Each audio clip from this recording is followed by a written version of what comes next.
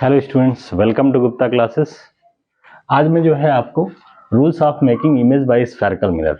Last video में मैंने spherical mirror के टर्म्स के बारे में बात की थी। अब यहाँ पे जो है स्फेरिकल मिरर से इमेज बनाने के क्या रूल्स हैं, इसके बारे में हम पढ़ेंगे, उसके नियम क्या हैं। तो आइए देखते हैं। बेसिकली जो है 3 रूल्स हैं। कितने रूल हैं? 3 रूल हैं। और जब भी हमें जो है इमेज का फॉर्मेशन करना होगा तो उसमें बेसिकली 2 रूल्स अगर हम सेटिस्फाई कर दें तो हम जो है आसानी से इमेज को फॉर्म करा सकते हैं। तो कोई भी 2 रूल आसानी से जो है अगर सेटिस्फाई हो जाता है तो उस केस में इमेज का फॉर्मेशन हो जाता है। तो हम यहाँ पे बेसिकली 3 पढ़ेंगे, ठीक है। तो आइए देखते हैं पहला रूल क्या है। पहला रूल क्या है? कहता है कि ray parallel to the principal axis. कोई भी रे है अगर जो है प्रिंसिपल एक्सिस के पैरेलल आता है, जैसे यहाँ पे हमने क्या बनाया है, एक जो है कॉन्वेक्स मिरर बनाया है और ये क्या है, कॉन्वेक्स मिरर, ठीक है। ये क्या है? ये प्रिंसिपल एक्सिस है। ये क्या है? इसका प्रिंसिपल एक्सिस है, ठीक है। तो कोई भी रे, जैसे ये क्या है, ये रिफ्लेक्टिंग सरफेस है, रे जो भी आएगी इधर से आएगी। ऐसे ये इधर का रिफ्लेक्टिंग सरफेस है, जो भी रेज आएगी इधर आएगी, ठीक है। तो कोई भी रे प्रिंसिपल एक्सिस के पैरेलल अगर आती है, जैसे यहाँ पे देखो पैरेलल आ रही है, ठीक है, पैरेलल आती है। ऐसे यहाँ पे भी देखो पैरेलल ये रेज आ रही है।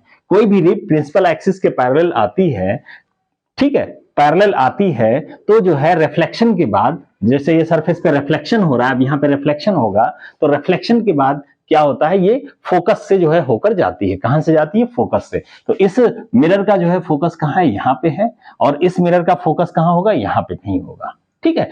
फोकस से होकर जाती है। फोकस से होकर कौन से मिरर के लिए बात हो रही है? क्योंकि ये जो है क्या है, कॉन्केव मिरर। तो कॉन्केव मिरर में फोकस से होकर जाएगी और कॉन्वेक्स मिरर में क्या होगा, फोकस से आती हुई मिलेगी। जैसे यहाँ पे देखें तो हमारा रिफ्लेक्शन यहाँ पे कैसे होगा, रिफ्लेक्शन जो है ऐसे होगा।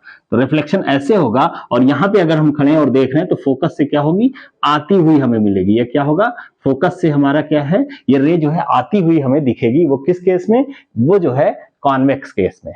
कॉन्केव केस में क्या होगा, फोकस से मिलती हुई जाएगी, फोकस से होकर जाएगी, ठीक है। प्रिंसिपल जो है एक्सिस पे जो पॉइंट, फोकस पॉइंट है, उससे जो है मिलते हुए जाएगी। जबकि कॉन्वेक्स मिरर है तो फोकस से आती हुई हमें फील होगी, दिखेगी, ठीक है। तो ये कौन सा नियम है? रूल नंबर 1, ठीक है। मान लीजिए एक पैरेलल रे इधर आ रही है तो ये भी जो है कहां से जाएगी, ऐसे चली जाएगी, ठीक है। इधर से जाके इधर रिफ्लेक्ट हो जाएगी।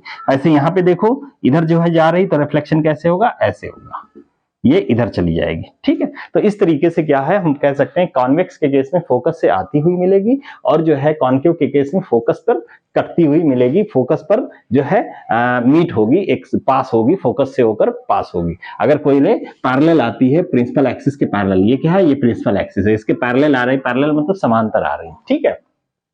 दूसरा नियम अगर हम देखें तो दूसरा नियम क्या कहता है, तो दूसरा नियम कहता है कि ऐसा कोई रे जो कि जो है प्रिंसिपल फोकस से पास हो रही हो।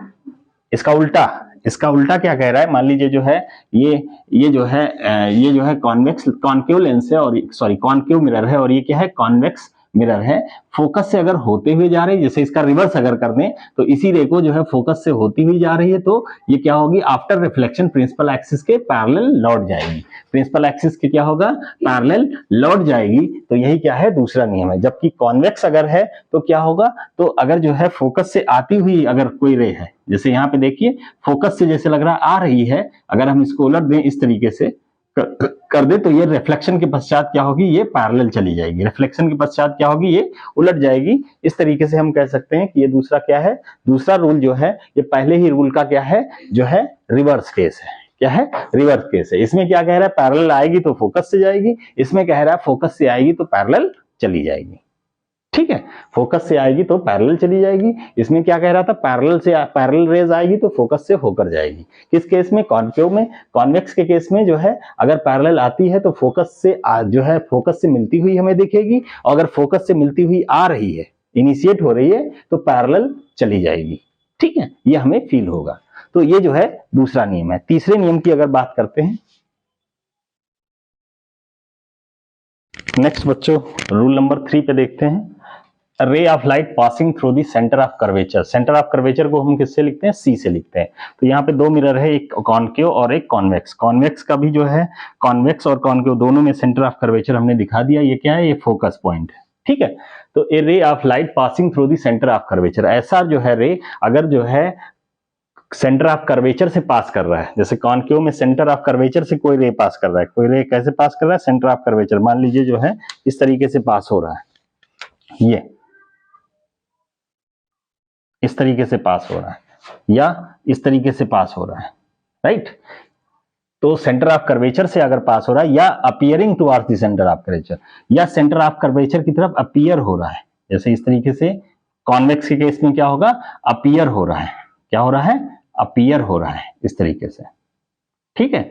अपीयर हो रहा है तो क्या होगा, आफ्टर रिफ्लेक्शन ये क्या होगा, ये उसी पाथ को जो है उसी सेम पाथ पे जो है वापस लौट जाता है, ठीक है। तो ये जो है जैसे यहां से आया टकराया, इसी पाथ को वापस कर लेगा, वापस आ जाएगा। जैसे ये टकराया यहाँ पे रिफ्लेक्शन के बाद ये इसी पाथ को जो है वापस फॉलो कर लेगा। ऐसा क्यों होता है, क्योंकि यहाँ पे ध्यान से देखें, ऐसे इस केस में भी देखें अगर, तो ये जो है हमें क्या होगा, इस पाथ पे जाता हुआ हमें लग रहा है और फिर इसी पाथ को वापस जो है कर लेगा। ऐसा क्यों होता है, क्योंकि यहाँ पे अगर हम ध्यान से देखें तो यहाँ पे टेंजेंट ड्रॉ करें तो क्या होगा, ये 90 डिग्री एंगल बना रहा है। ऐसे यहाँ पे टेंजेंट ड्रॉ करें तो क्या होगा, 90 डिग्री एंगल बना रहा है। तो 90 डिग्री एंगल का मतलब क्या होता है, ये क्या है, ये इस पॉइंट पे क्या होगा, नॉर्मल होगा, इस पॉइंट पे क्या होगा, नॉर्मल होगा। ऐसे ये भी हम कह सकते हैं इस पॉइंट पे क्या होगा, ये लाइन क्या होगा, नॉर्मल होगा। और हमने आपको जो है बता रखा है कि नॉर्मल जब रिफ्लेक्शन में जो है मैं आपको पढ़ा रहा था तो मैंने बताया था, अगर नॉर्मल जो है जैसे ये है, रे इस तरह से जा रही तो रे जो है इस तरीके से वापस आती है और ये एंगल क्या होते हैं, आपस में बराबर होते हैं। अब यही रे मान लीजिए यहां से आ रही है, इधर ऐसे जाएगी तो क्या होगा, इसी पाथ को रिवर्ट कर लेगी, इसी पाथ पे वापस चली जाएगी। मतलब क्या है, ये लाइन क्या है, इस जो है ये जो मिरर है इसके क्या है, परपेंडिकुलर है, इसीलिए ऐसा होता है। तो ये मिरर है और इसके परपेंडिकुलर ये लाइन है, इसीलिए इसी पाथ को क्या कर रहा है, ये रिवर्ट कर रहा है, उसी पाथ को फॉलो कर ले रहा है। रिवर्ट जो है आ रहा है, उसी जो है आफ्टर रिफ्लेक्शन उसी में बैक हो जा रहा है, उसी पाथ पे जो है बैक हो रहा है, इसीलिए हमने इस तरीके से एरो को बनाया है। तो ये कौन सा रूल है, रूल नंबर 3 है। तो रूल नंबर 3 क्या कह रहा है, एक बार फिर से जो है रिपीट कर देते हैं कि अगर सेंटर ऑफ कर्वेचर से होते हुए कोई रे पास करती है तो रिफ्लेक्शन के बाद क्या होता है, उसी पाथ को दोबारा जो है वापस आ जाता है, उसी पाथ को फॉलो करते हुए रिफ्लेक्शन के बाद बैक हो जाता है, ठीक है। अगर ऐसा केस है तो हमें ऐसा आभास होता है कि इसी पाथ को वापस आ रहा है, ठीक है। किस केस में, कॉन्वेक्स के केस में। कॉनकेव में उसी पाथ से वापस रियल में आ रहा है और इसमें हमें आभास होगा, वर्चुअली हमें लग रहा है, ठीक है। तो कॉन्वेक्स और कॉनकेव का केस ये है कि इसमें रियल होता है, इसमें वर्चुअल होता है, ये ध्यान रखेंगे।